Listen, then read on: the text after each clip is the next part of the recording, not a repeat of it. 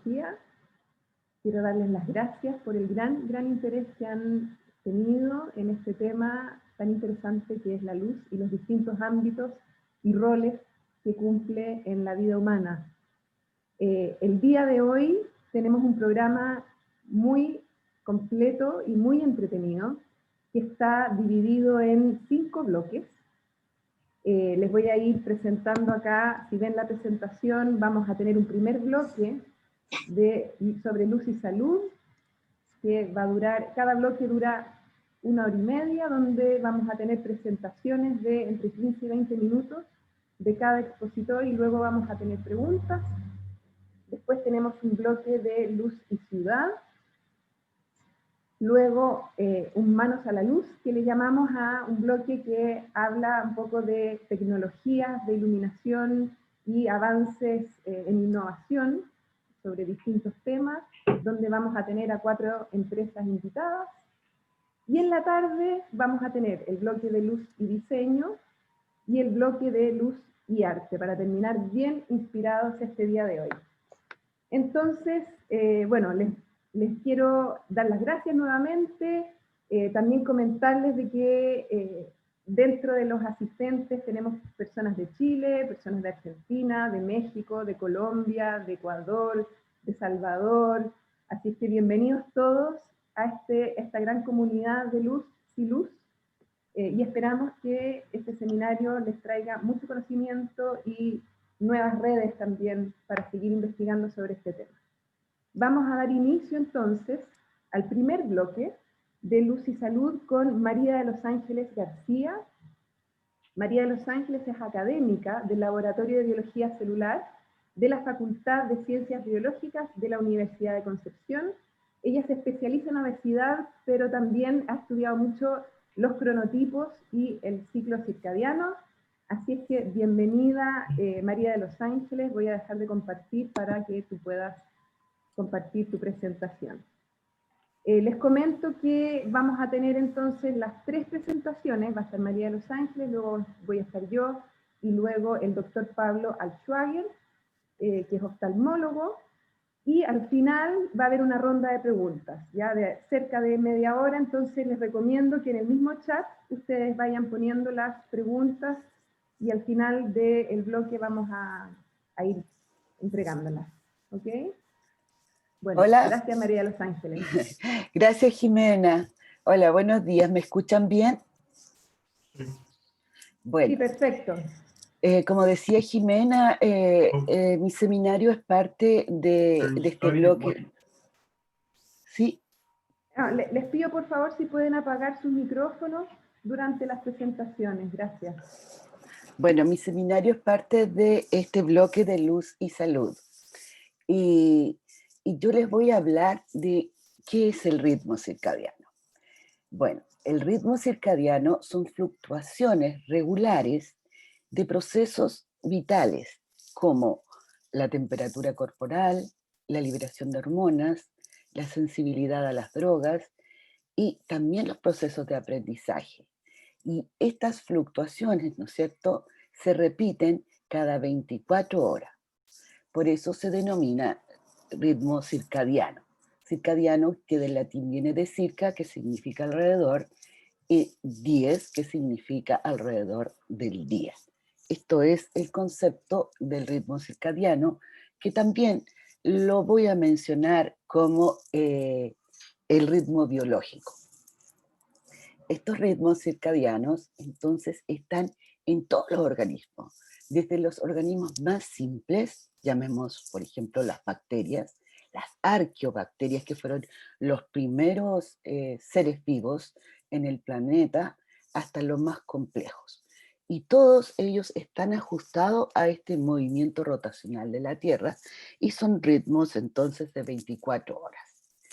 Los primeros estudios que se hicieron en ritmo circadiano datan de los años 1700, ¿ya?, donde un astrónomo que terminó siendo el primer cronobiólogo hizo un estudio muy simple pero muy elegante, donde estudiaba en la mimosa, que es una planta que veía que durante el día abría sus hojas, para tomar toda la luz del sol y durante la noche colapsaba para evitar la evaporación.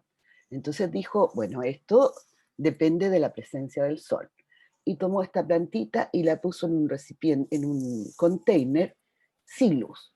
Y vio que estos ritmos, estas oscilaciones de las hojas se repetían. Entonces dijeron, esto no es solamente dependiente de la luz del sol. Y se comenzó de ahí un arduo estudio científico para definir qué determinaba esto. Antes voy a volver un poquito a las plantas y les voy a contar, porque seguramente la curiosidad viene inmediatamente, qué pasa cuando estas plantitas se mantenían en este container. Bueno, morían porque no podían hacer fotosíntesis. Pero de todas maneras, este ciclo de 24 horas se iba alargando. Una situación similar ocurrió con unos científicos que dijeron, bueno, vamos nosotros, probemos, y se fueron a unas cuevas, y estuvieron en unas cuevas por meses. Y resulta que fluctuaciones de la presión, de la temperatura, se mantenían, pero con el tiempo se iban alargando. Ya no eran de 24, eran de 26, de 28. Y con toda esta investigación se llegó a investigar quiénes eran estos genes cronometradores, ¿ya? Y esto valió el premio Nobel a unos científicos en el año 2017. Y ellos definieron, en términos generales, que hay unas proteínas que aumentan durante el día, por ejemplo, BMAL y CLOCK, reciben distintos nombres dependiendo de la especie. Lo importante es que estas proteínas, estos genes, se acumulan y empiezan a gobernar la expresión de otras proteínas. Se acumulan esas proteínas y luego estas proteínas se van al núcleo y bloquean a estas otras. Entonces son loop de que se estimula con la luz la expresión de un gen. Ese gen se va acumulando durante el día y luego se bloquea a sí mismo, ¿ya? Y más o menos así funcionan todos estos engranajes moleculares que, como veremos, están presentes en todos los relojes biológicos del organismo, que no es uno solo. Entonces, ¿qué papel juega la luz en todo este sistema? ¿Ya? La luz es el sincronizador. ¿Y a quién sincroniza? Sincroniza al reloj maestro. Y ese reloj maestro está localizado en el supraquiásmico y es comandado por la señal lumínica. La señal, sí, ¿se escucha con rebote o no? Bueno, es comandado por la señal lumínica y la luz ingresa a la retina, llega al núcleo supraquiásmico y va a gobernar en esta región la expresión de genes cronometradores. Y esos genes cronometradores empiezan a sincronizar y a aumentar su expresión en el día, ¿no es cierto?, por la llegada de la luz, y a través de una conexión indirecta con una glándula que se llama glándula pineal, hacen algo muy importante. Durante el día bloquean la secreción de melatonina. Y durante la noche, cuando no está esta luz, ¿no es cierto?, luz natural, entonces en la noche este bloqueo desaparece y se secreta la melatonina.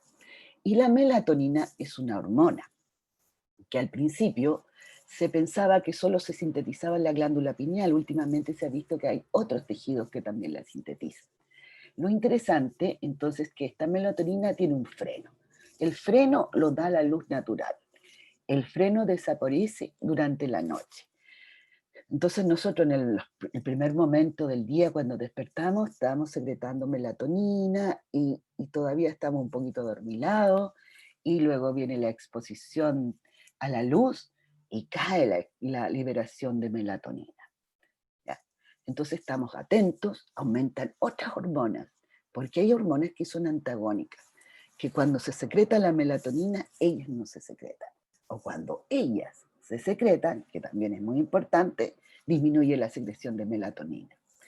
Y la melatonina es una hormona que no solamente regula el sueño, sino que se ha visto que es una molécula antioxidante. No sé si ustedes saben que los oxidantes son los que generan envejecimiento, envejecimiento prematuro, son causa de alteraciones como las inflamaciones, la artritis y también se relacionan con el cáncer.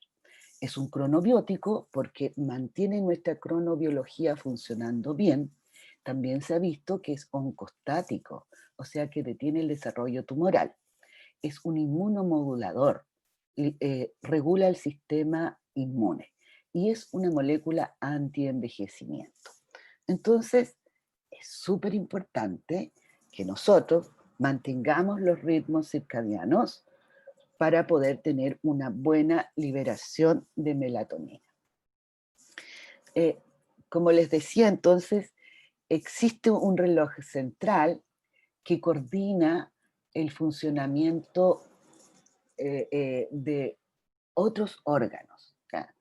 Entonces podemos decir que nuestro cuerpo es como una gran relojería, donde hay un reloj central que es comandado por la luz, pero existen otros relojes biológicos. Y estos relojes biológicos afectan toda la actividad fisiológica del ser humano y imponen una ritmicidad diaria a las funciones, ¿no es cierto?, como el sueño, la vigilia, pero también otras como la secreción de hormonas, importantemente también el metabolismo. ¿Qué pasa cuando los relojes se encuentran desajustados? Ya sea porque el reloj maestro no está recibiendo la información que corresponde, porque está confundiendo la luz solar con la luz artificial a la que estamos sometidos por mucho tiempo, cambia esta armonía y esta sincronía y se transforma en algo asincrónico. Entonces se producen en patologías, una muy conocida es el trastorno de estado de ánimo, que causa una depresión mayor y tiene mucho esto que ver con los cambios estacionales. Hay personas que sufren este trastorno de ánimo estacional durante el invierno, ¿ya? Y que en el conversatorio nosotros hablábamos, por ejemplo, de los países nórdicos o la gente que está en el polo, es muy importante tratar estos trastornos y esto se hace con luz. De hecho, ustedes pueden encontrar en diferentes empresas lámparas que están destinadas a entregar durante el día un mayor porcentaje de luz azul, que es la que se parece a la luz natural. De otra cosa que les quiero hablar es de la cronoterapia. Y esto es muy importante porque la cronoterapia es el estudio llevado a cabo por farmacólogos para optimizar los tratamientos de acuerdo al reloj biológico personal, ¿no es cierto?, de cada persona, que se denomina cronotipo. ¿Ya? Entonces, ¿por qué necesitamos esto? Porque es importante el medicamento, pero también es importante cuándo se da el medicamento. Porque en la población nosotros vamos a encontrar personas que tienen distintos puntos medios de sueño, ¿ya? Y esto se habla de los que están desplazados, ¿no es cierto?, hacia la izquierda, son del fenotipo matutino, y los que se desplazan hacia la derecha, tomando en cuenta que en el eje de las X están los puntos medios de sueño, son del fenotipo lento. Esto quiere decir que el punto medio de sueño determina cuándo la persona tiene el mejor sueño, la mejor liberación de melatonina y va a hacer que tenga una cierta sincronía con la liberación de las hormonas, liberación de las enzimas metabólicas. Por lo tanto, es importante, si conocemos el cronotipo, saber cuál es el mejor momento para dar un determinado medicamento. Y es así como un grupo francés dirigido por el doctor Francis Levy ha tenido mucho éxito en el tratamiento del cáncer, sobre todo el cáncer de colon y del sistema digestivo, y también en leucemias. ¿Por qué? Porque las células cancerosas se dividen descontroladamente. Ellos se olvidaron del reloj. Ellas se están dividiendo constantemente. Mientras que las células normales siguen el ritmo circadiano. Ellos están en sincronía. Entonces es súper importante conocer cuál es el mejor momento del día para hacer el tratamiento. Hay que probar la dosis y la hora apropiada para hacer el tratamiento, para disminuir la carga tumoral, para disminuir los síntomas, para aumentar la calidad de vida y para dañar selectivamente a la célula cancerosa y no dañar a la célula tumoral. Y esto va a determinar, ¿no es cierto?, una mayor sobrevivencia de los pacientes con cáncer. Otra cosa que les quiero contar, ¿no es cierto?, es que aparte de ese reloj maestro que está ubicado en el cerebro, en el núcleo supraquiámico, y que depende de la luz, eh, él mantiene la sincronía con los otros relojes biológicos. Y esos otros relojes biológicos están localizados en órganos tan importantes como el corazón, el hígado, el estómago, los riñones. Y en estos relojes periféricos están los mismos engranajes moleculares. Esos mismos genes que les hablaba, que aumentan durante el día y que luego se autoinhiben en la noche, esos mismos genes son los que determinan que el reloj funcione a la perfección. La existencia entonces de más de un reloj interno implica que el sistema es complejo de mantener en armonía, sobre todo desde que se inventó la luz artificial, porque con la luz artificial entonces disminuimos nuestras noches, las noches casi no existen para algunas personas y nos impone un ritmo de vida que no respeta los ciclos de luz y oscuridad. Y eso nos predispone a sufrir patologías, ¿ya? Entre las patologías más estudiadas son algunas que les mencionaré más adelante, pero les quiero mostrar previamente cómo funciona la fisiología antes de meternos a la patología. Entonces, la fisiología o cronobiología nos hace que durante la mañana a las 6:45 se produzca una elevación aguda de la presión arterial, ¿ya? Luego cesa la secreción de melatonina por la estimulación con la luz, aumenta la actividad intestinal y entramos en el estado de vigilia, ¿ya? Donde ocurren una serie de cosas que pueden ser importantes, por ejemplo, para la gente que practica ciertos deportes y también para la cronoterapia, ¿no es cierto? Por ejemplo, lo que más se ha visto y se conoce entre las patologías que pueden ser gobernadas o tratadas con cronoterapia es el control de la presión arterial. No solamente controlarla para saber cómo está, sino que dar los medicamentos apropiados en el tiempo apropiado para que esto funcione. Bueno, a las 21 horas más o menos debería comenzar la secreción de melatonina. Pero si nosotros estamos a las 21 horas con una luz blanca fuerte en nuestra oficina y estamos al mismo tiempo trabajando en un computador sin bloquear en la pasada de luz azul, vamos a inhibir la liberación de melatonina. Entonces, como les decía, el gran marcapaso central está en el núcleo supraquiásmico, pero este va a regular el funcionamiento de todos los órganos. ¿Y cómo lo hace? Bueno, el núcleo supraquiásmico ubicado en el hipotálamo manda información. Esa es no solamente la melatonina, no es solamente la información hormonal, sino que a través de sinapsis nervios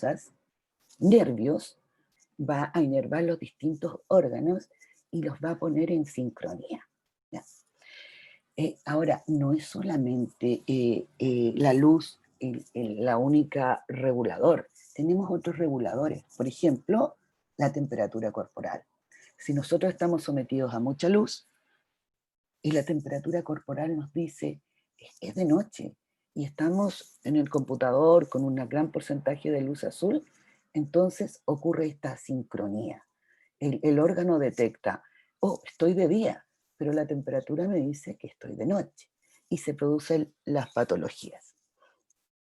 Entonces, existen múltiples relojes en el organismo. Sabemos que les hablé, ¿no es cierto?, del cerebro. En el corazón también están los genes de reloj que avisan al corazón antes del amanecer y lo preparan para los rigores que vamos a tener en el día. El hígado es un órgano periférico muy importante porque controla la producción de moléculas energéticas, ¿ya? Y sufre también, se presenta una patología que es muy frecuente en las personas trasnochadoras, que es el hígado graso, que hace que el páncreas no funcione bien, el hígado no funcione bien. El páncreas es otro órgano muy importante que ustedes lo habrán escuchado, que en las células beta pancreáticas secretan insulina. Y la insulina es una hormona que ayuda a que las células puedan tomar la glucosa y puedan generar energía a partir de la glucosa. La insulina, si las personas comen mucho, constantemente, durante todo el día, cosas dulces, carbohidratos, se libera mucha insulina. Y esto provoca un síndrome de resistencia a la insulina, que conduce a la diabetes tipo 2. Entonces, en el páncreas, la célula beta pancreática, este reloj controla la capacidad de la célula beta de sensar los carbohidratos, controla la proliferación, controla el estrés que se puede producir, el transporte de vesículas, ¿de qué? De la insulina, para que ésta se secrete en el momento que corresponde, y también la función mitocondrial. Entonces, la alteración de un reloj en el páncreas vaginal se asocia con el cambio en el peso corporal. De hecho, el peso corporal se asocia con los cronotipos. Las personas que tienen cronotipos tempranos o matutinos, en general, tienen un menor peso. Esto se ha hecho en estudios en todo el mundo. Existen estudios, no sé, desde 10.000 personas hasta 300 personas en distintos países, donde está claro que entre más tarde las personas comen, tienen una mayor predisposición a la obesidad. También se ha visto que en respuesta a dietas para bajar de peso, los individuos que tienen el cronotipo lento bajan de peso más lentamente y no logran disminuir el peso como corresponde. Principalmente porque en la noche se libera, ¿no es cierto?, la melatonina, y la melatonina, cuando se libera melatonina, no se libera insulina. Y lo que es peor, cuando se libera insulina, no se libera melatonina.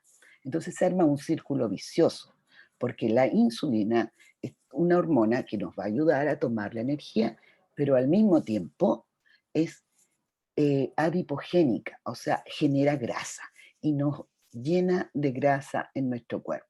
Entonces, si nosotros dormimos poco, tenemos menos melatonina y vamos a tener entonces mayor predisposición a la obesidad. Para terminar, les quiero dar algunas recomendaciones, muy modestamente, que las he tomado, ¿no es cierto?, de información en la literatura, que nos ayudan a mantener la sincronía de los relojes biológicos. Primero, por la mañana, exposición a la luz natural.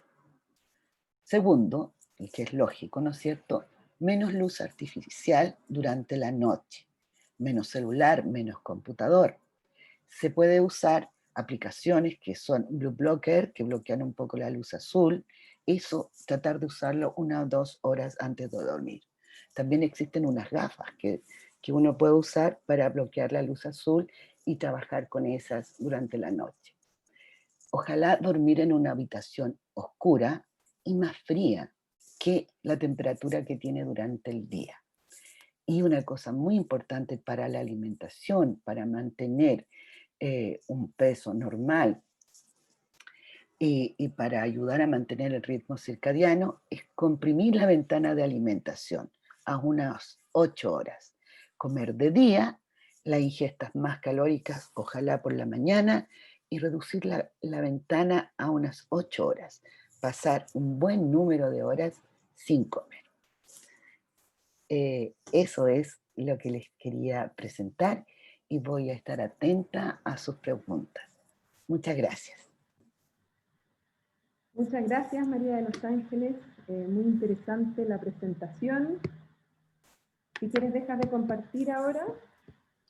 ¿Dejé de compartir, parece? ¿O no? No, Sí. no, me parece No. que tienes que dejar de compartir en el Zoom. Eso, vamos. Les recuerdo que las preguntas las vayan dejando en el chat y al final de cada bloque vamos a recoger todas las preguntas y podemos generar una conversación. Bueno, voy a continuar yo. Para los que no me conocen, yo soy arquitecto, iluminadora y directora ejecutiva de la Fundación Siluso, el Centro de Investigación de Luz y Energía.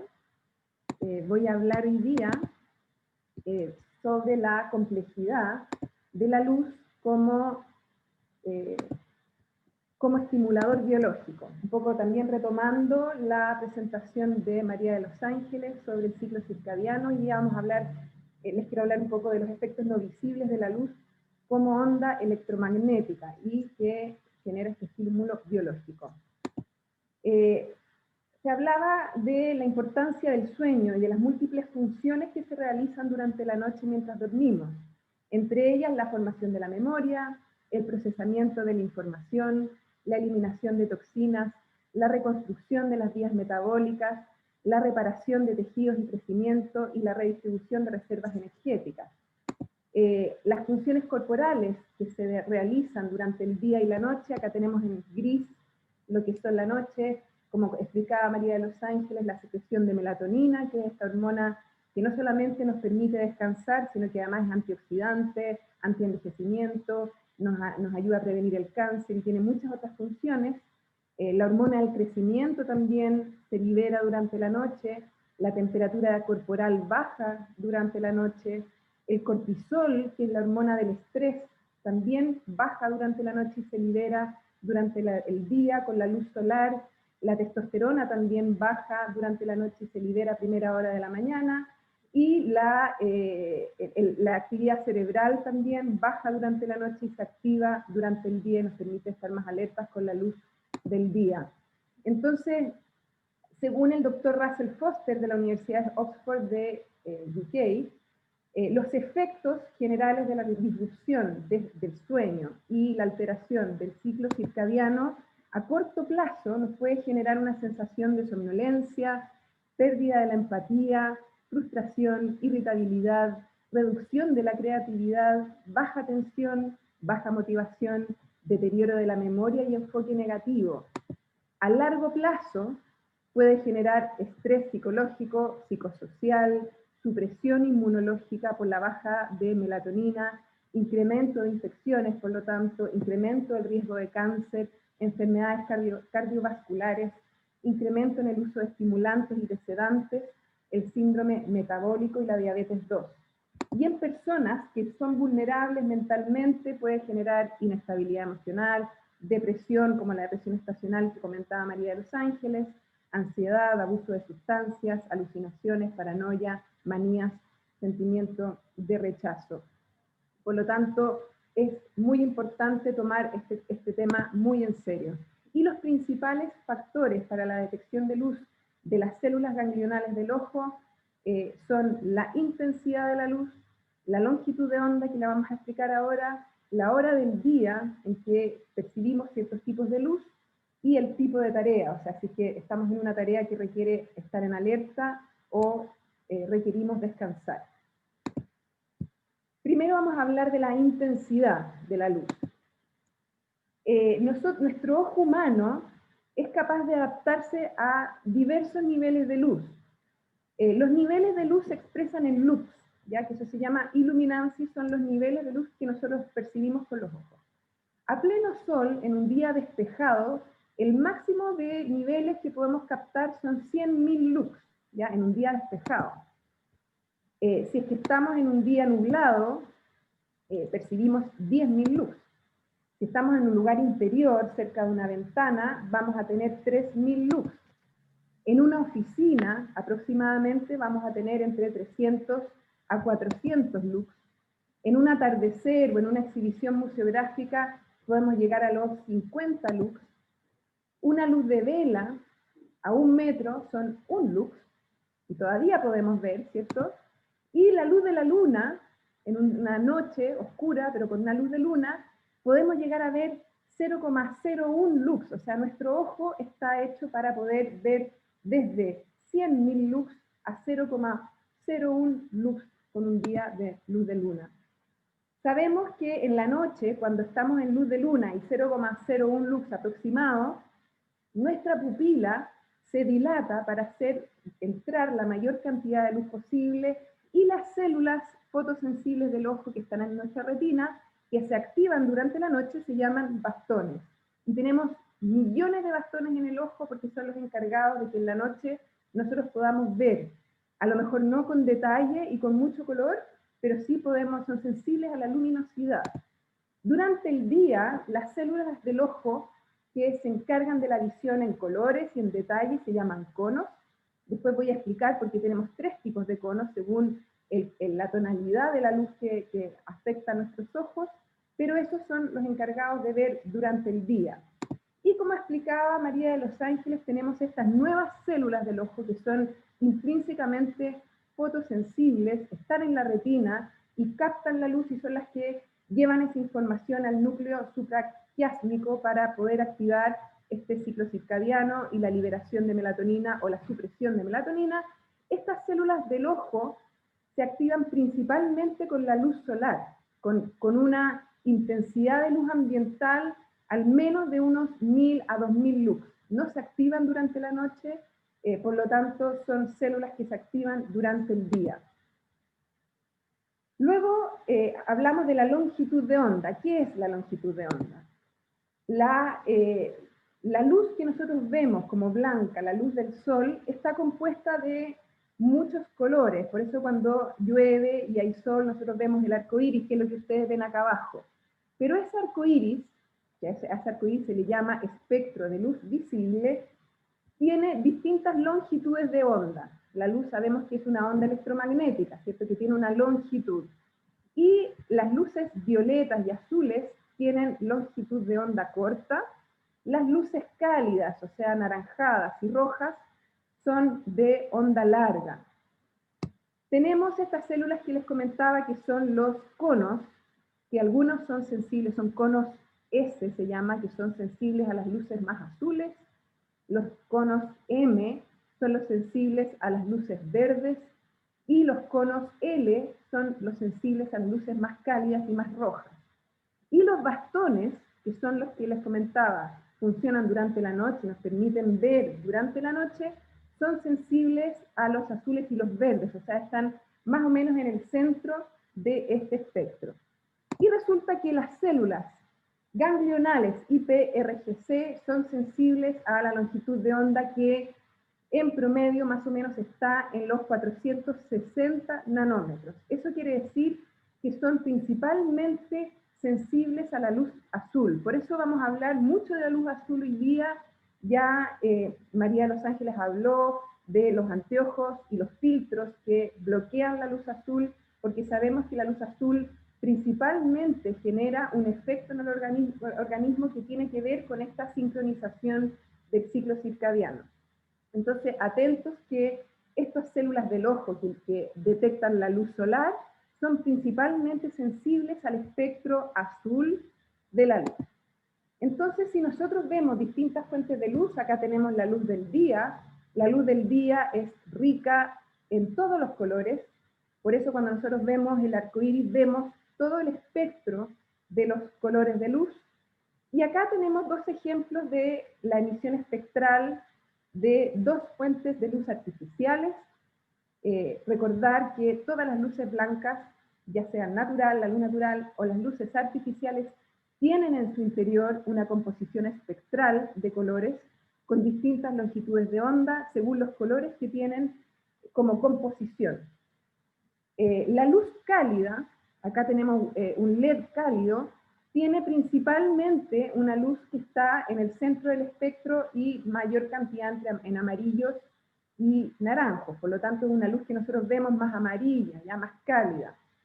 La luz fría, llamamos luz fría, a mucha gente le llama la luz día o la luz blanca, es una luz que tiene menor composición espectral en la onda larga, o sea, menor cantidad de luz cálida, y tiene un pic muy pronunciado en la onda, sobre todo cercano a los 460 nanómetros, que es la luz azul. Entonces, eso también es importante tenerlo en cuenta. Entonces tenemos la luz del día, que es completa, es muy rica en el fondo en todos los colores, vemos muy bien, ¿cierto? Es la luz más saludable que podemos tener. La luz cálida es una luz más amarillenta, la luz fría en cambio es más azulosa porque tiene mucho contenido en azul. Y es ahí en esos 460 nanómetros, en ese pic justamente, que es donde se activan estas células ganglionales del ojo que regulan el ciclo circadiano. Entonces ya tenemos claro la composición de la longitud de onda y sobre todo dónde tenemos la luz azul. Y ahora vemos la hora del día. Entonces sabemos que la luz fría, que se podría definir a una luminaria o una luz que es mayor a 5000 Kelvin, que es una unidad de medida para medir la temperatura de color de la luz. La luz fría, entonces, que tiene alto contenido en azul, produce una supresión de la melatonina, un aumento de la temperatura corporal, un aumento de la frecuencia cardíaca, una reducción de la somnolencia y un aumento en el estado de alerta. Por lo tanto, es una luz que si nosotros tenemos nuestro ciclo de 24 horas, la luz fría es una luz que debiera utilizarse a primera hora de la mañana y debiera suprimirse unas 2 horas antes de irnos a acostar. Y obviamente no debiera estar presente durante la noche. Por el contrario, la luz cálida, que es menor a 3000 Kelvin, favorece la secreción de melatonina y favorece también la relajación, y es una luz que debiera utilizarse en la mitad de la tarde y antes del anochecer, y también siempre tenemos claro que durante la noche ojalá nunca estuviéramos expuestos a la luz. Por lo tanto, en la noche ni luz fría ni luz cálida. Entonces, ¿qué es lo que pasa? Si es que se estimula o se utiliza luz azul antes del anochecer, nuestro ciclo circadiano se va a atrasar. Y por el contrario, la luz azul antes de la salida del sol o antes de despertarnos, nos va a adelantar el ciclo circadiano.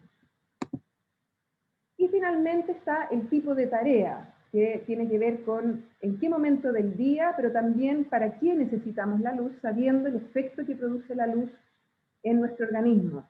A ese efecto se llaman los efectos no visibles de la luz, o sea, todo el efecto que produce estas células ganglionales en nuestro ciclo circadiano se le llama los efectos no visibles de la luz, y que tienen relación entonces con el tipo de tarea. Entonces, en tareas que requieren estar alerta, concentrados, productivos, ágiles, vamos a necesitar entonces, o nos va a favorecer la utilización de fuentes de luz con alto contenido en azul, principalmente durante la mañana. Y para actividades que requieran descanso y relajación, sobre todo durante la noche, favorece la utilización de luces más cálidas. Y aquí entramos también a un avance tecnológico, que es algo que también vamos a hablar hoy día, sobre todo en el bloque de Manos a la Luz, de la mano de la empresa Candela, que va a hablar de sistemas circadianos de iluminación, que son sistemas que controlan la temperatura de color. ¿Y para qué sirven?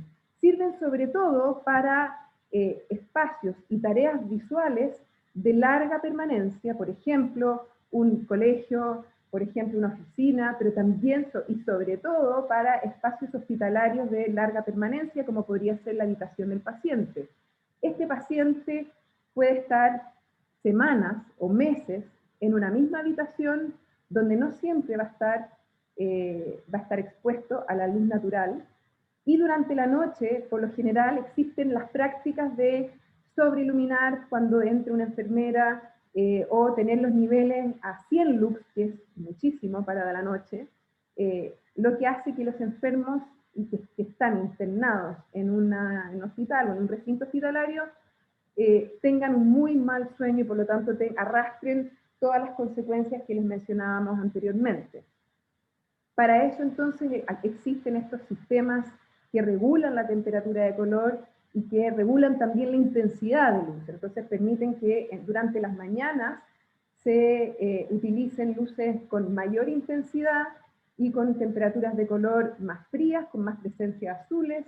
Durante las tardes esa intensidad empieza a bajar, se disminuyan los azules y se conviertan en luces más cálidas. Y durante la noche ojalá no superar los 20 lux, que es más que necesario, porque recuerden que durante la noche las células del ojo que nos permiten ver son distintas a las del día y que sí son sensibles a la poca luminosidad. También este tipo de tecnología o este tipo de conceptos se utilizan en lugares ciegos. Los lugares ciegos son lugares donde no hay acceso a luz natural, oficinas, por ejemplo, que no tienen ventanas, oficinas que están en subterráneos, centros comerciales, supermercados, locales comerciales que están en lugares que son ciegos, que no hay luz natural. Ahí obviamente la recomendación médica obvia sería que ojalá todas las pausas o todos los breaks del día se hagan en la luz solar, o sea, en contacto con la luz solar. Yo siempre que voy a un supermercado o que estoy en contacto con algún trabajador que está en un lugar ciego, le digo ojalá, si te vas a ir a fumar un cigarro, ojalá no fumes, pero si vas a fumar un cigarro, vas a ir a hacer una pausa de 10 minutos, vayas y estés expuesto a la luz natural, sobre todo durante la mañana.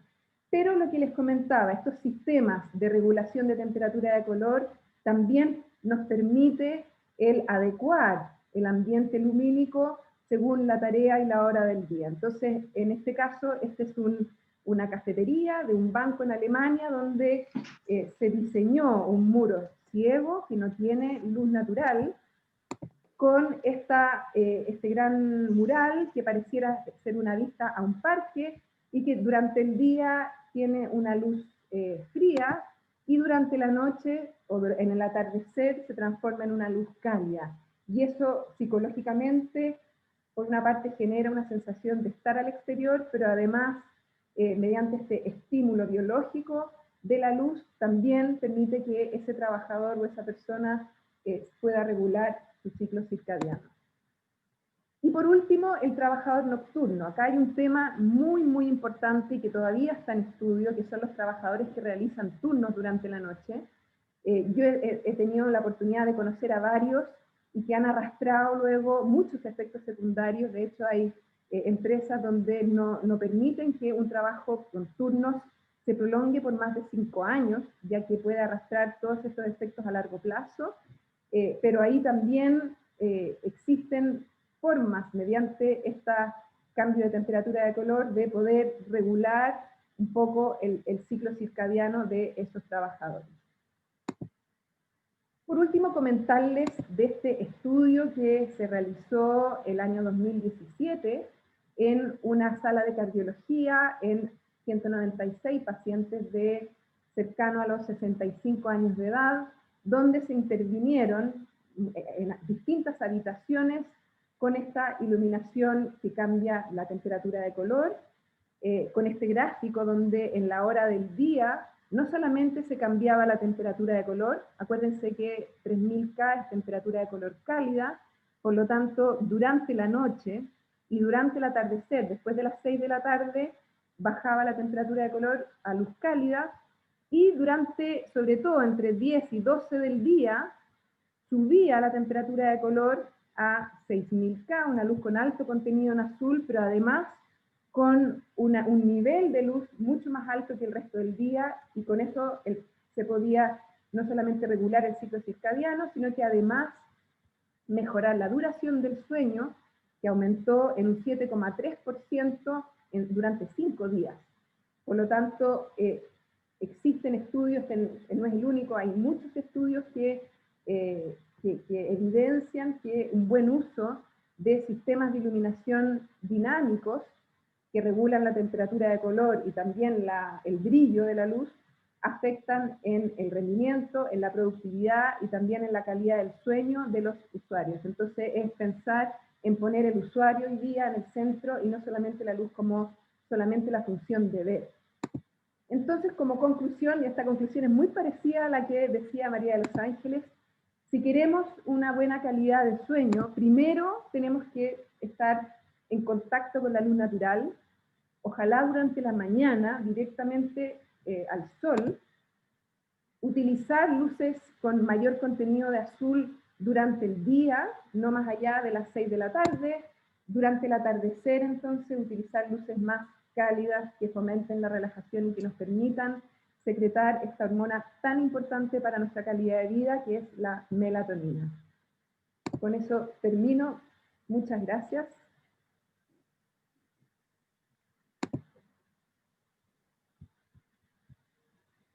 Dejo ahora entonces a Pablo Altschwager. Él es oftalmólogo de la Universidad Católica de Chile. Hola Pablo. Hola, gracias por Un la placer invitación. tenerte acá, bienvenido. Somos todos oídos. Bueno, yo quiero seguir en este viaje que probablemente ya nos vamos a topar en algunas cosas que ya se han conversado, por eso las vamos a ir saltando, pero llevar ahora el tema de la luz a qué pasa con la salud visual. Eh, Simplemente sin luz no hay visión. De hecho, es tan apasionante el tema de la luz y la visión que uno podría hablar de muchos temas respecto a esto.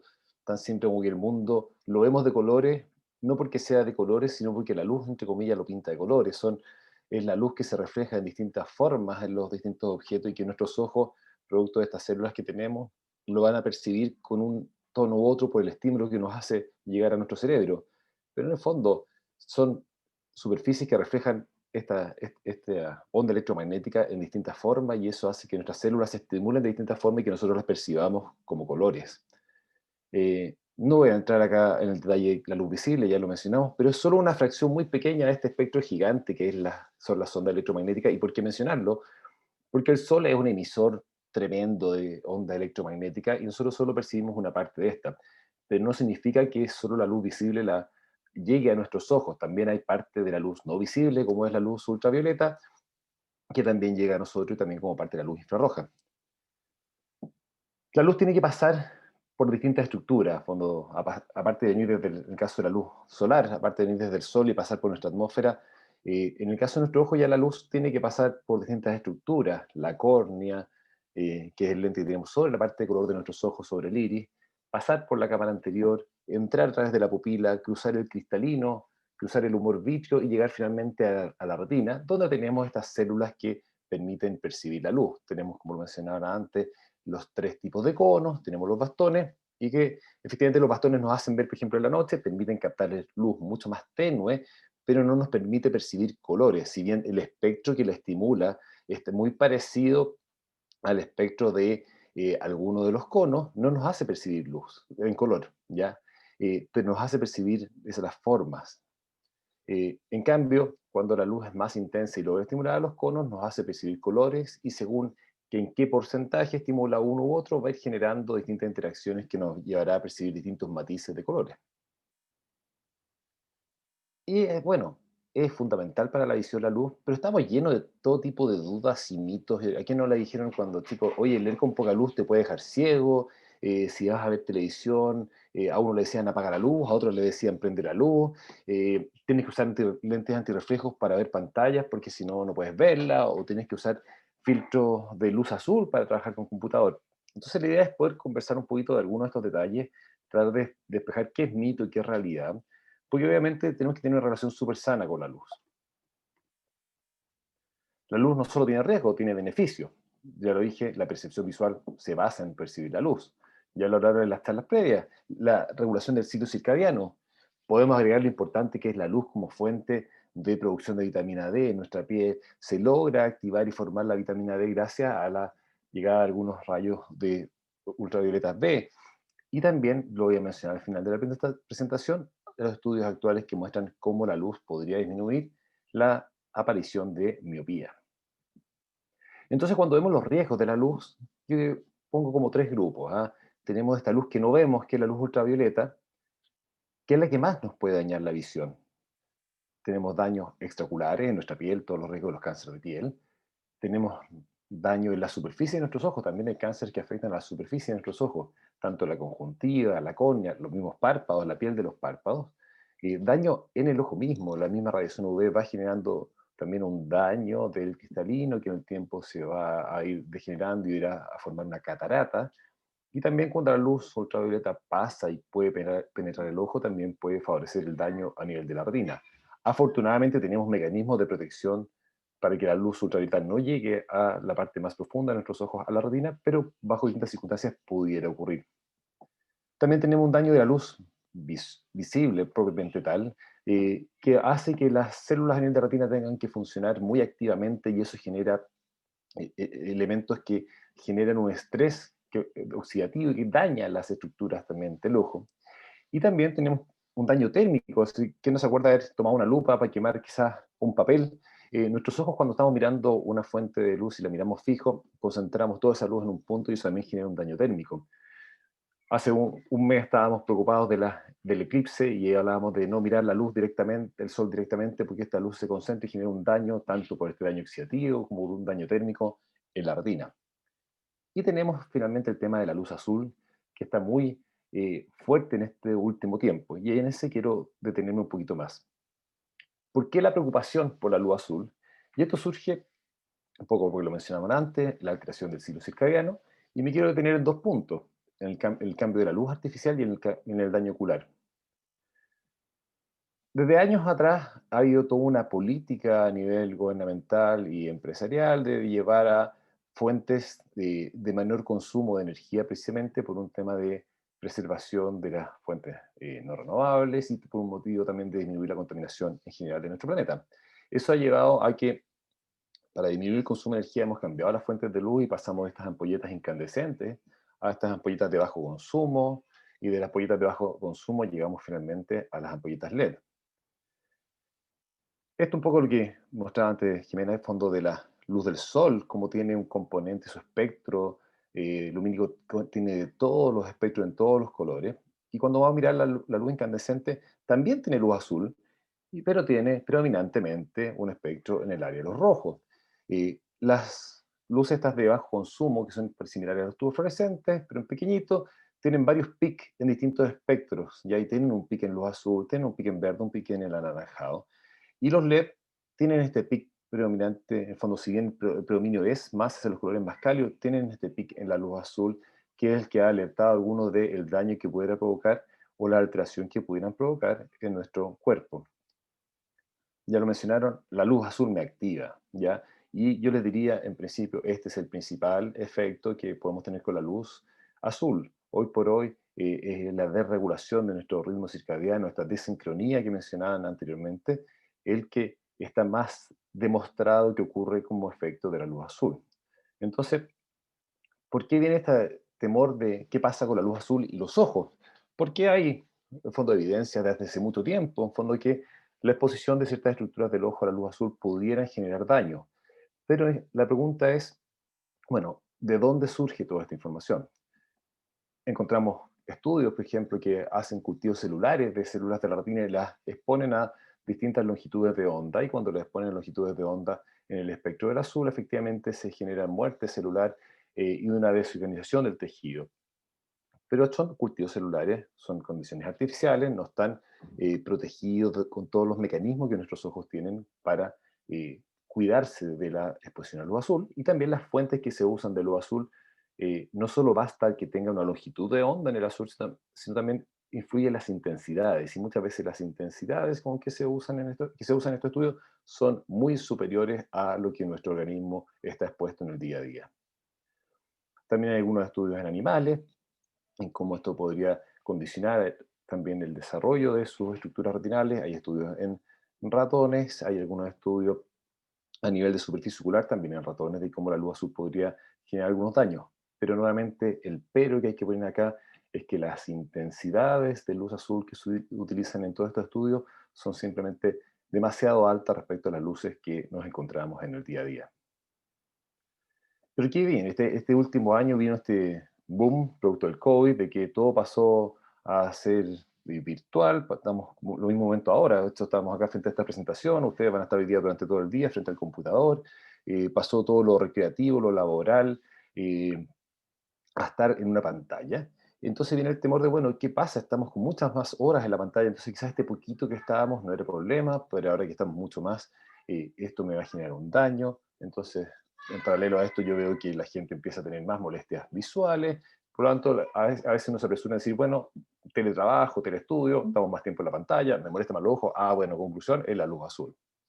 Pero no nos apresuremos en esa conclusión. Yo creo que si asumimos conclusiones de ese tipo, podríamos decir que la luz azul es la causa de que estemos más ansiosos, de que estemos más obesos, que, bueno, aparte de lo que vimos como se altera el ciclo circadiano, sí tiene un componente en eso, pero no le podemos echar directamente la culpa a la luz azul de todas estas cosas que pasan, especialmente al cansancio que tenemos frente a las pantallas. Y yendo a la pregunta, porque claro, dicen, bueno, tenemos distintas fuentes de luz. ¿Qué pasa? ¿Es significativa la emisión de luz de nuestros dispositivos digitales? Porque si ahora tengo que estar todo el día frente a una pantalla, bueno, ¿es importante esa luz? Y ahí nos encontramos con situaciones interesantes. Está esta Comisión Internacional de Protección de las Radiaciones No Ionizantes que define cuál es el límite de luz azul aceptable, que es la luz que uno ve en el cielo azul, en fondo, y cuando va y busca cuáles son los niveles en los monitores de computador, en las pantallas de celulares, en los tablets, encontramos que están todos, quiero mostrarle acá, es un porcentaje en fondo, están todos muy por debajo del límite de exposición que esta misma comisión por consenso ha definido. O sea, es muy bajo. O sea, tenemos mucha mayor exposición azul, a luz azul cuando estamos al aire libre, cuando estamos mirando el cielo. Entonces, ¿por qué nos molestan los ojos con las pantallas? Si el doctor está diciendo acá, oye, no es la luz azul, ¿por qué nos molestan? Todos hemos experimentado cuando estamos frente a una pantalla sentir incomodidad, porque nos encandilamos, nos molesta un poco el brillo, se nos empiezan a desenfocar las cosas, sentimos el ojo seco. Y esto entra más en un contexto de algo que se llama el síndrome de las pantallas visuales. Y acá están los síntomas. Yo creo que todos los que están acá, probablemente aquí al final del día, van a tener algunos de estos 8 síntomas. Ardor, ojo rojo, sensación de arena, mala visión, sentir los ojos pesados, o simplemente sentirse cansado, algún malestar periocular, quizás le va a lagrimear los ojos al final del día. Y esto ocurre principalmente por dos mecanismos. Y en esos mecanismos no está la luz azul. Uno es la fatiga ocular propiamente tal. ¿Y por qué? Cada vez que miramos de cerca, nuestros ojos hacen un esfuerzo que se llama acomodación. Se contrae un músculo dentro del ojo para poder enfocar de cerca, y además nuestros ojos se juntan entre ellos para poder enfocar la mirada entre ambos ojos en el mismo objeto. Estamos muy preparados para eso, por eso cuando miramos de cerca no nos sentimos cansados, pero si lo hacemos prolongadamente, genera cansancio. Yo siempre pongo como ejemplo para entender esto, si yo le pido a todos ustedes que pongan su mano empuñada en el aire, nadie va a decir que le pesa la mano.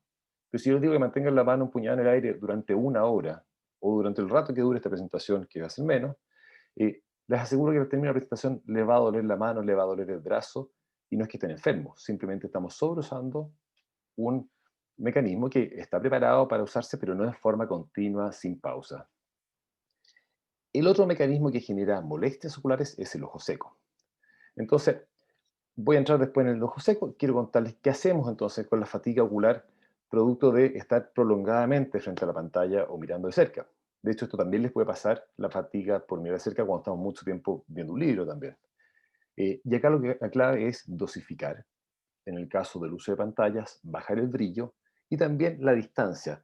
Yo siempre recomiendo estén a un brazo de distancia de la pantalla y que la pantalla esté de sus ojos hacia abajo. Nadie lee un libro acá arriba. Cuando mire la pantalla es lo mismo.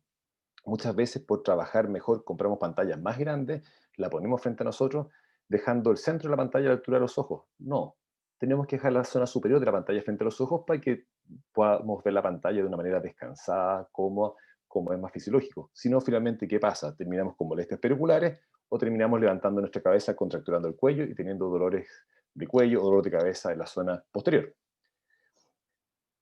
A los norteamericanos que les encanta buscar como reglas, como trucos, dicen la regla del 20-20-20 como manera de dosificar el esfuerzo visual de cerca. Cada 20 minutos paro 20 segundos y miro a 20 pies, o sea, miro unos 6 metros. ¿Cuál es el objetivo de eso? Fraccionar mi trabajo, hacer estos pequeños descansos. Nuevamente, vuelvo al ejemplo de la mano alzada. Si yo parara cada 20 minutos, voy a descansar por 20 segundos y continúo otros 20 minutos, probablemente puedo durar mucho más haciendo ese esfuerzo. Vamos al ojo seco. ¿Por qué voy a tener ojos secos si miro una pantalla? Ocurre que cuando estamos conversando relajadamente, parpadeamos aproximadamente 15 veces por minuto, más o menos cada 4 segundos estamos parpadeando. Pero cuando estamos frente a la pantalla, este parpadeo disminuye. Esto ocurre tanto cuando vemos televisión, que la vemos totalmente de lejos, o cuando estamos viendo de cerca la pantalla del computador. Esta menor frecuencia de parpadeo se asocia a que haya más tiempo en el cual la lágrima se evapora y se seca, y la lágrima forma normalmente una película sobre el ojo, y cuando esta lágrima se seca, esta película es irregular y me molesta la visión. También en ocasiones, especialmente esto ocurre cuando vemos las pantallas, el clásico lectura del teléfono en la noche, en la cama, ahí sí que solemos poner el teléfono hacia arriba, queda con mucha mayor exposición la superficie de nuestros ojos y por lo tanto también genera más cansancio. Lo mismo ocurre si yo pongo mi computador muy arriba, tengo que mantener los ojos mucho más abiertos para verlo completo que si lo pongo un poco hacia abajo en que el párpado cubre gran parte del ojo y hay menor exposición. Nuevamente acá me puede ayudar a hacer pausas y si fuera necesario podemos complementarnos con algunas lágrimas artificiales que en el fondo son fármacos que son inactivos, no tienen un proceso activo que penetra el ojo, sino actúa en la superficie del ojo generando una película que mantiene, en el fondo, preservada y humectada las células de la superficie. Bueno, pero la pregunta, ¿sirven los lentes con filtro azul igual para lidiar estas molestias? Ya que yo tengo varios amigos que se lo han comprado, varios conocidos, está la publicidad. Y ahí es donde, claro, el uso de un lente que tenga un filtro azul, podría tener un filtro rojo, podría tener un filtro amarillo. Cualquier filtro que yo le ponga a un lente va a disminuir el paso de luz, va a disminuir la intensidad de luz que pase, pues si yo filtro parte del espectro luminoso de algo, voy a tener menos luz que me llegue. Desde ese punto de vista, algo podría disminuir, pero podría ser un lente con un filtro de densidad neutra y tendría el mismo efecto. Y aquí hay un estudio que se hace un estudio doble ciego y se ve cuál es el efecto en los síntomas de los pacientes que se quejan de este síndrome de pantalla. ¿Cómo se sienten? Previa a la tarea y posterior a la tarea usando un lente que no tiene filtro, que es este CR39, o usando lente en policarbonato con este filtro, u otro lente también con el filtro. Y al comparar pre y post tarea, posterior a la tarea de cerca, todos tienen aumento de la sintomatología y no hay diferencias significativas entre los grupos, ya sea que tengan o no tengan filtro de luz azul.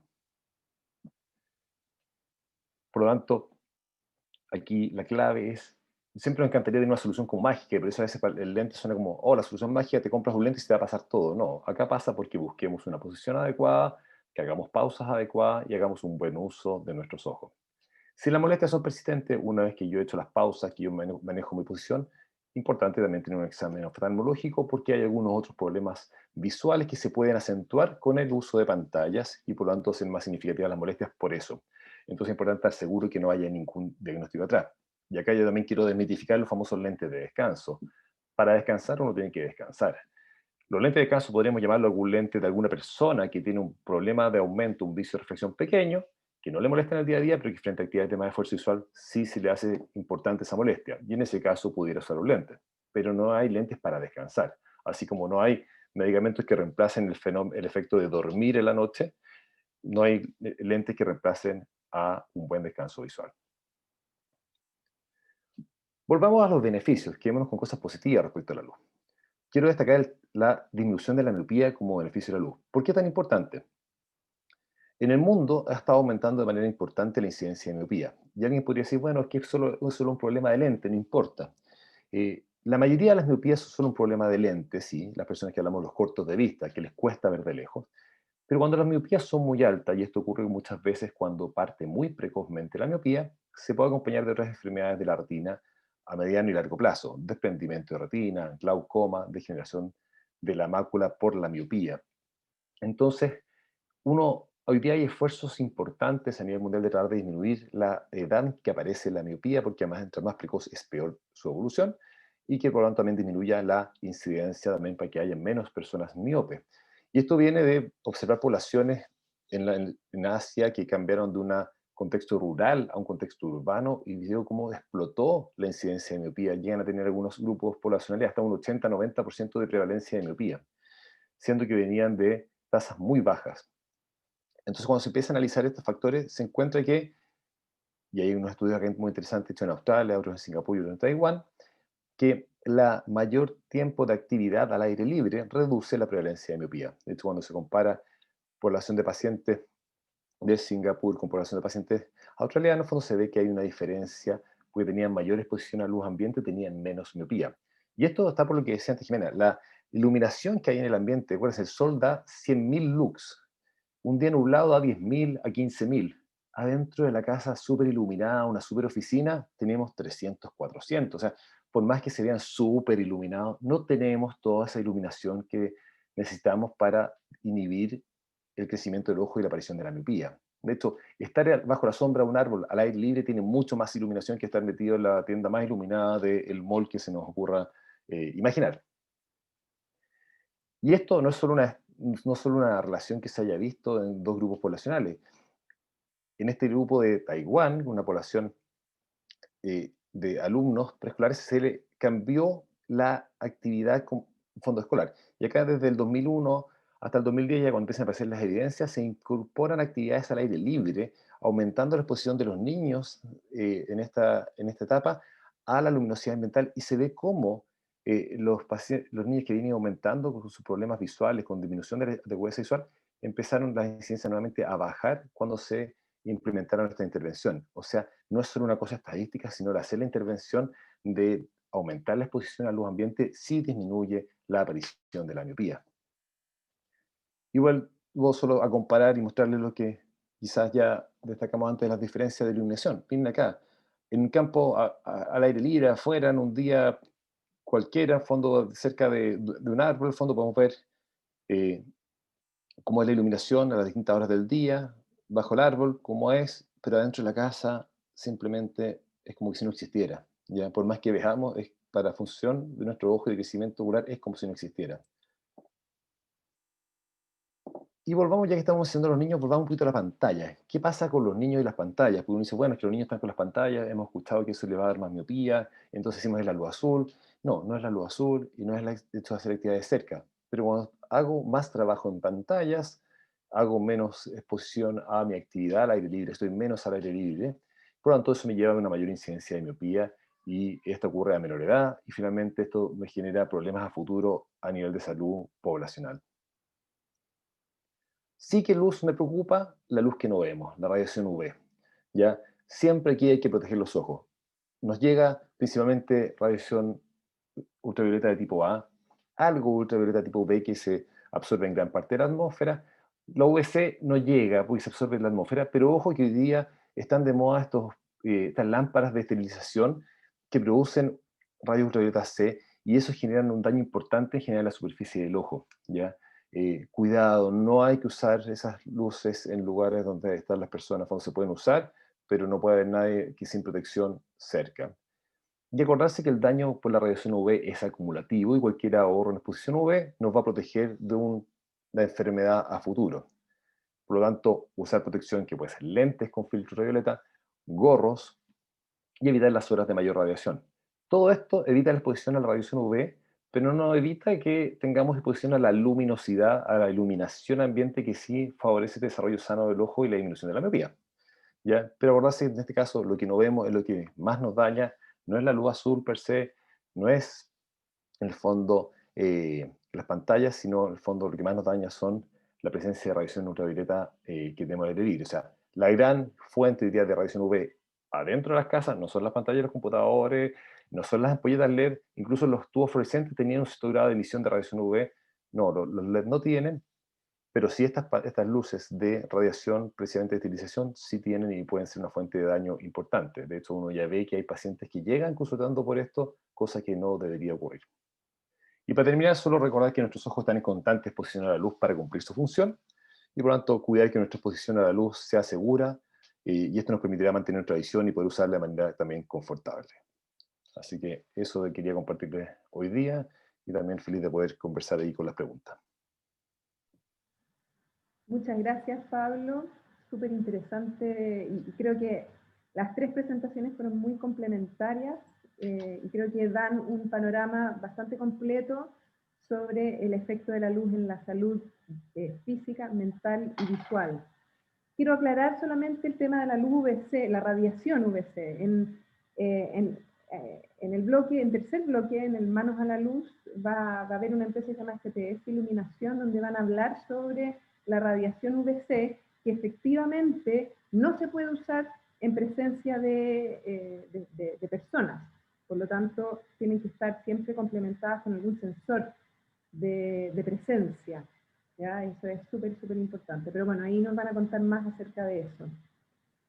Quisiera abrir la conversación a los que están acá con nosotros, que se han ido sumando. Tenemos 15 minutos de preguntas, aprovechando que estamos acá. Yo voy a partir solamente preguntándole a la María de los Ángeles una duda respecto a la duración necesaria de exposición a la luz solar, o quizás también Pablo me podría contestar.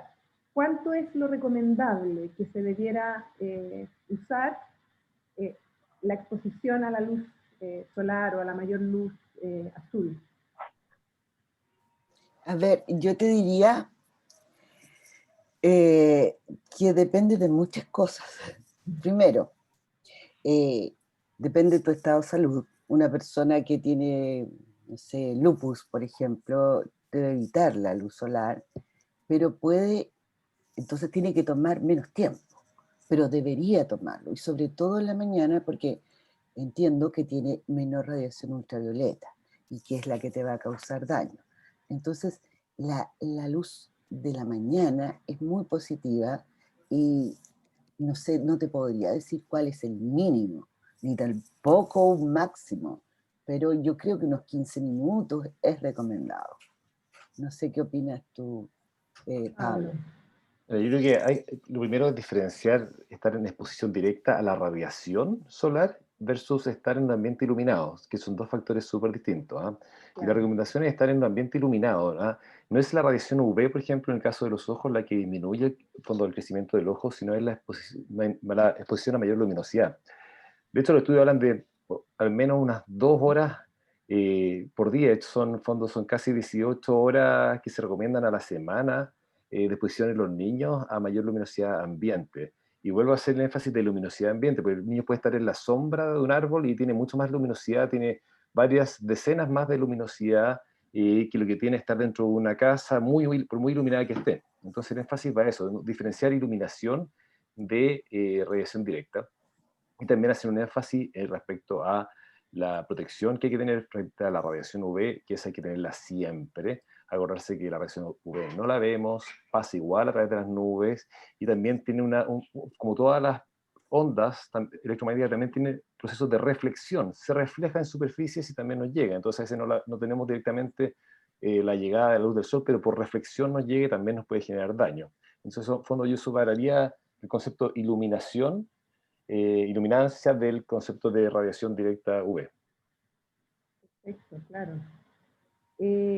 Y también mencionaba un poco el tema de la iluminación ambiental. ¿Qué pasa con el comportamiento visual en ambientes de mucho contraste? Por ejemplo, si yo acostumbro en la noche leer un libro con la luz ambiental apagada, ¿eso genera algún tipo de fatiga ocular o algún tipo de problema? No, mira, ahí es bien discutible. Yo diría que ahí no hay daño ocular demostrado. Por eso lo que sí ocurre es que en condiciones ambientales de poca iluminación, nuestra pupila, como tú lo mencionabas bien, se dilata más. Y ópticamente, cualquier sistema óptico en que tú tienes una mayor área por la cual pase la luz, está más susceptible a ser afectado por aberraciones ópticas que tenga ese sistema de iluminación. Entonces, es por eso, por ejemplo, cuando uno en fotografía quiere tomar una foto que tenga un campo súper amplio, el diafragma es súper pequeñito y te permite que esté todo a foco. En nuestro ojo pasa un poco lo mismo. Y en la noche a veces, claro, cuando leemos y tenemos otras fuentes de iluminación a los lados, claro, si la pupila está más pequeña, quizás vamos a estar más cómodos, cuando hay menos contraste no vamos a tener que estar adaptándonos en alzas y bajas de la luz, pero es más bien un tema de confort, más que un tema de que haya o no un daño a los ojos, por eso. Acá Acá tengo... sí. disculpa, que acá nos tienen unas preguntas que nos mandaron al chat, y es si acaso el ciclo circadiano de las personas ciegas se ve afectado, ya que como no pueden, tal vez hay algunas que ni siquiera tienen un globo ocular, entonces finalmente como se ve que ese es el receptor de la luz, si es que efectivamente se les afecta el ciclo circadiano. Y también Álvaro Olave nos pregunta si es que existe algún nivel mínimo de iluminancia para que exista supresión de la melatonina.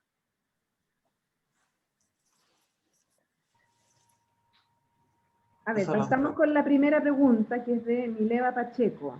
¿Qué pasa con las personas ciegas y el ciclo circadiano o este estímulo visual?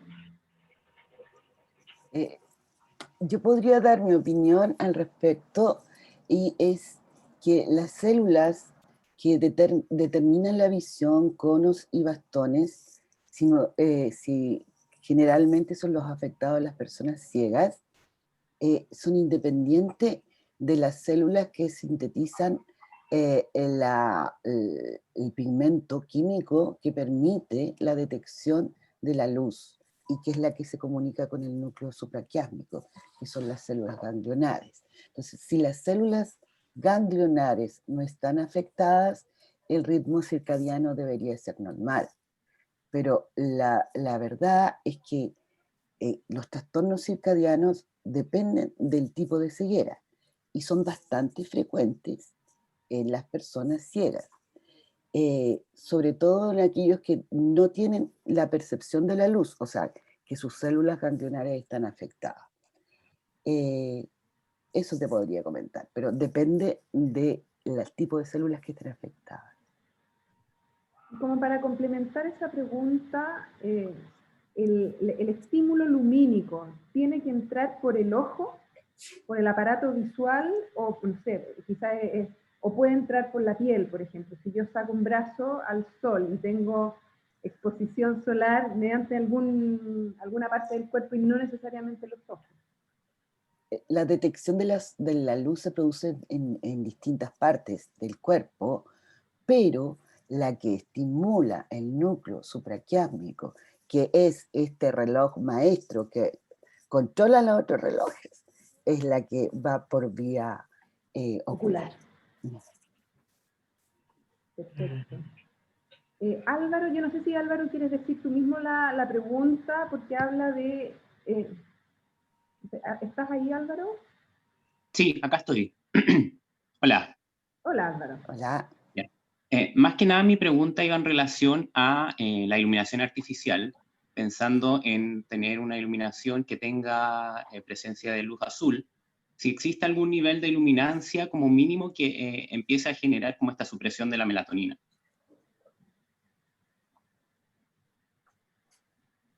Es que la supresión de la melatonina, entiendo que es al revés, es con una iluminancia. ¿Cuál es el, O sea, perdón. ¿cuál es el máximo? Claro. O sea, en el fondo, ¿a cuántos lux expuestos bajo, por ejemplo, una luz azul empieza a producirse como el quiebre? Yo por lo que he leído es cercano a los 5 lux. Ahí dice la Paulina, 6 lux. Ahí yo sabía que la Paulina iba a contestar. 6 lux, entre 6 y 10 lux. Perfecto. Gracias, Paulina. Gracias. Te iba a preguntar, Paulina, que está por ahí. Porque sabía que sabía. Gracias. Después acá, Antonia. No sé si, Antonia, quieres decir tu pregunta. Que tiene que ver con el flicker. Hola, sí. Hola, Antonia. Buenas. Quería preguntarle a Pablo, lo que pasa es que he escuchado estudios que también hablan mucho que no es solo la luz azul, sino que también el flicker, que vendría siendo como esta intermitancia que producen los LED, no todos, pero los de peor calidad, y entiendo que este ejercicio que tiene que hacer el ojo por estar como muy rápidamente con exposición de luz y sin exposición de luz, el que produce, por un lado, este cansancio y este ojo seco, pero también había escuchado que esta como ola de miopía en niños, al parecer hay estudios que han confirmado que el flicker es muy dañino porque parece que el ojo todavía está en desarrollo, desconozco hasta qué edad, pero que produce un ejercicio en el globo ocular que estaría en el fondo generando esta enfermedad porque se produce como una deformación del globo, como que lo hace ser más ovalado. No sé si sabes algo de eso. Bueno, respecto al flicker, recordemos que la capacidad de respuesta de nuestro ojo al flicker va disminuyendo. De hecho, los bastones tienen menor capacidad de respuesta al flicker. De hecho, con frecuencias de 30 Hz no tenemos ninguna respuesta de bastón. De hecho, uno de los métodos que usamos para estudiar la visión, que es la electrofisiología, y usamos el electroretinograma, usamos flicker de 30 Hz de frecuencia, y eso solo activa a los conos, no a los bastones. Y cuando vamos aumentando, lo vemos, las pantallas antiguas, a fondo tenían 60 Hz, hoy día las pantallas llegan a 240 y más todavía Hz de refresco, a un nivel que no lo alcanzamos a percibir, no alcanza el ojo a tener un cambio para percibir esos cambios. Hay un montón de conjeturas y uno cuando va a revisar los artículos en general no se encuentra una asociación directa fondo con la visión, fondo lo que sí, cuando uno hace los despejes de variables, uno se da cuenta que muchas veces el uso de pantalla, esta asociación que hacían eran más por la falta de hacer otras actividades, fondo que yo decía antes, como uso más tiempo de pantalla, dejo de hacer tiempo en ambientes más iluminados, porque todo el uso de pantalla lo hacemos indoor, ¿ya? Entonces cuando uno revisa los estudios tienen esa debilidad, en fondo, y eso es lo que, de hecho, cuando se miraron estos estudios australianos, se trató de, en fondo, comparar si habían diferencias en los grupos, los que tenían mayor o menor uso de pantalla, no había diferencias por el uso de pantalla en los que tenían la misma cantidad de exposición de horas al aire libre en la prevalencia de miopía, ¿ya? Y respecto al ojo seco, francamente el flicker no tiene cómo influir en el ojo seco, ¿eh? Acordémonos que la frecuencia de pestañeo son 15, o sea, son cada 4 segundos, 15 veces en un minuto, o sea, un flicker de 60, de 30, o sea, tenemos que tener un flicker que sea, no sé, una imagen cada 15 segundos para que nos molestaran algo. O sea, realmente no influye, es más bien el estar atento. De hecho, el ojo seco por exposición nos pasa incluso también cuando leemos. ¿Qué pasa? Que sumado a una pantalla que tiene iluminación, que a veces no usamos la posición adecuada, generamos más exposición, más tiempo el ojo sin pestañeo, con más apertura ocular, termina generando mayor sequedad. De hecho, a todos nos pasa también cuando vemos tele, que está más lejos, que a veces nos secan los ojos, pero a veces las molestias son menores porque no se combinan con el fenómeno también de estar mirándola más de cerca y haciendo el enfoque de cerca. Pero va por ese lado, no necesariamente por el flicker, ¿eh? Ya, y que se deforme el ojo en los niños tampoco. No, a ver, es que la miopía puede tener varios mecanismos, ¿eh? La miopía puede provocarse, en el fondo, el ojo es un sistema óptico con varios lentes, ¿eh? Y uno de los elementos que puede hacer que haya miopía es un alargamiento del globo ocular. Efectivamente, eso es así. El paciente miope tiene un globo ocular más alargado, ¿ya? Y de hecho lo que se ve es que precisamente la iluminación inhibe la secreción de dopamina a nivel de fondo de la parte posterior del ojo, que inhibiría también el desarrollo, el crecimiento del globo ocular. Entonces, fondo, efectivamente los estudios apuntan a que la inhibición de la miopía por la exposición a la luminosidad ambiental es inhibiendo el crecimiento del globo ocular. Gracias. ¿Respondieron tu pregunta, Antonio? Sí, muchas gracias.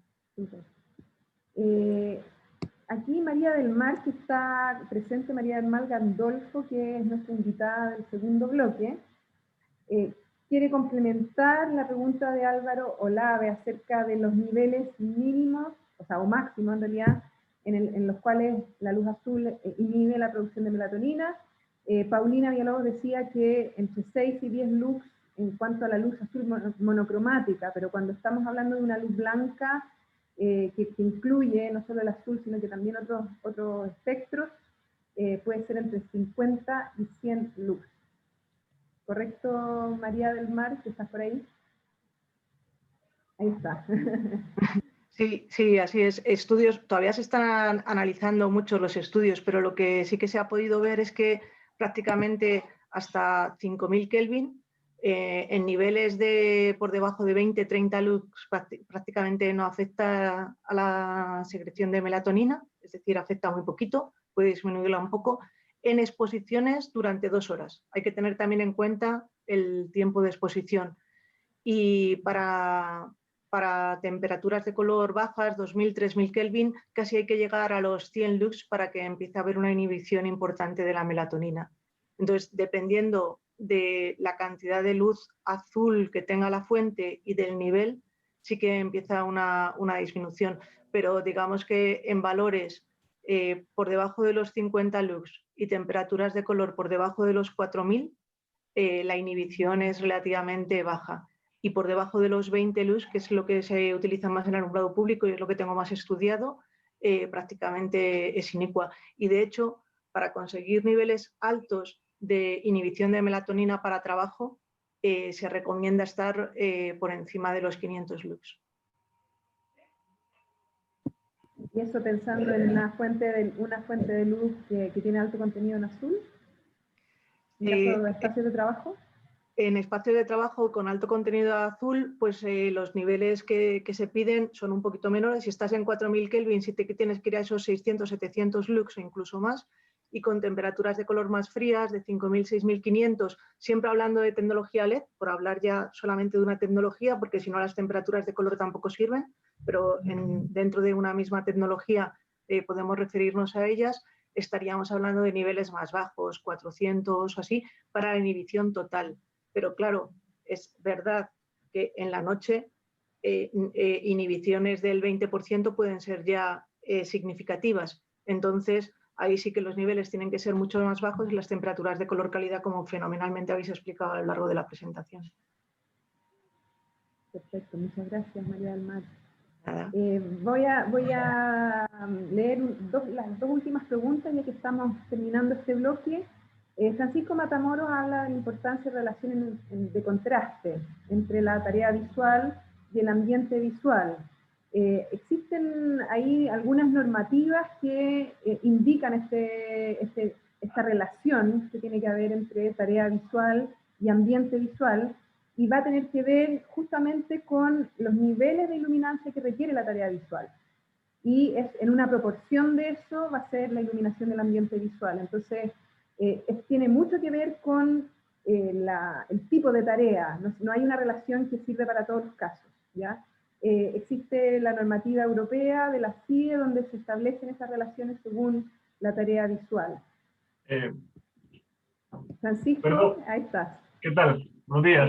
Sí. Hola, yo entiendo y estoy completamente de acuerdo que en relación a la tarea visual es la superficie inmediata de contraste, pero le quería preguntar a los doctores, como ellos dijeron de que no hay, según lo que habían planteado, una relación que afectara, por ejemplo, o acelerara la fatiga visual, y pues sí se ha demostrado de que si la relación de contraste entre la tarea visual y la área inmediata no es la adecuada, esa fatiga se acelera y puede llegar a tener un desarrollo de poco eficiencia a la hora de realizar las actividades.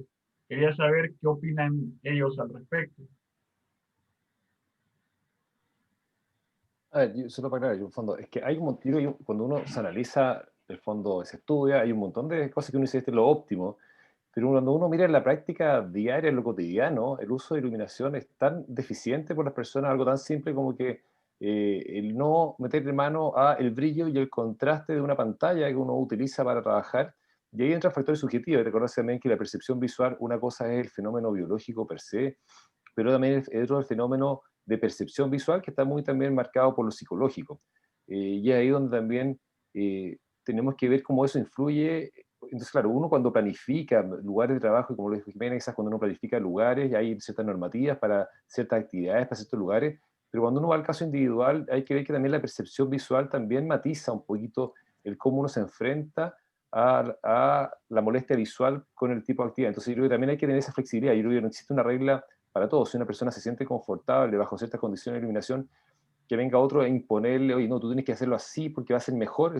Por eso yo ponía el ejemplo cuando a los papás le decían a uno, oye, no veas televisión con la luz apagada porque te vas a quedar ciego.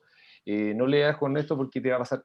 No, a ver, no va a haber un daño, efectivamente puede haber un efecto en el desempeño, pero son dos cosas separadas. En el fondo, separar lo que es desempeño de lo que es un daño orgánico producto de las condiciones de contraste e iluminación. Entonces, en eso no mezclar esas dos cosas nomás. Yo diría que ese es el punto a hacer. Gracias. Muchas gracias, Francisco, muchas gracias, Pablo. Y aprovecho entonces ahora de cerrar este bloque de Luz y Salud. Quiero agradecerle a María de los Ángeles García y Pablo Altschwager por su gran aporte a este bloque.